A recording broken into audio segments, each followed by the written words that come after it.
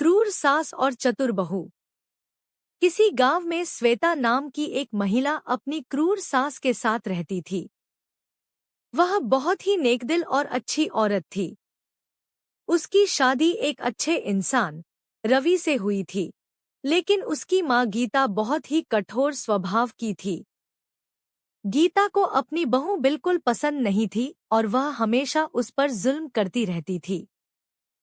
श्वेता सुबह जल्दी उठकर पूरे घर का काम करती, खाना बनाती, कपड़े धोती, अपने पति की सेवा करती और सास की भी सेवा करती। फिर भी गीता कभी खुश नहीं होती। वह हमेशा कोई न कोई बहाना बनाकर श्वेता को डांटती और हर समय उसकी गलती निकालती। रवि अपनी माँ की बहुत इज्जत करता था, इसलिए वह कभी कुछ नहीं कहता, मगर श्वेता एक अच्छी औरत थी और चुपचाप सब कुछ सहती रही। आखिरकार श्वेता ने फैसला किया कि वह अपनी बुद्धिमानी से अपनी सास को सबक सिखाएगी। एक दिन उसने अपनी सास के लिए बहुत स्वादिष्ट खीर बनाई और उसमें ज्यादा चीनी डाल दी। जब गीता ने खीर खाई तो उसे बहुत मीठी लगी और वह गुस्से में आ गई।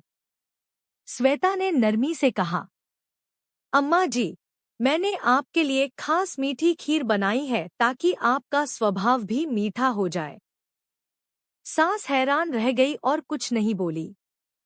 अगले दिन श्वेता ने सब्जी में ज्यादा नमक डाल दिया। जैसे ही गीता ने पहला निवाला खाया, उसे बहुत नमकीन लगा।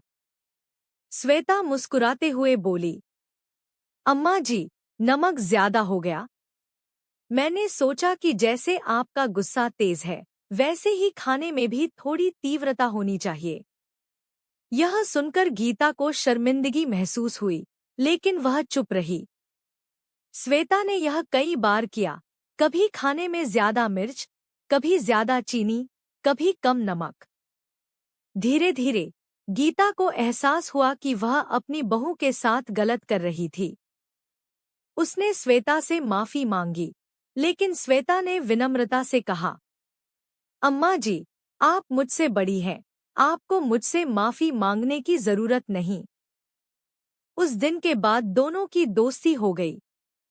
एक दिन रवि ने देखा कि उसकी माँ श्वेता से बहुत प्यार से बात कर रही है। वह हैरान होकर बोला, अम्मा, आज आप इतनी खुश क्यों हैं? गीता मुस्कुराकर बोली, श्वेता ने मुझे मेरी ही चालाकी से सबक सिखा दिया है। वह न केवल धैर्यवान है, बल्कि समझदार और नेकदिल भी है।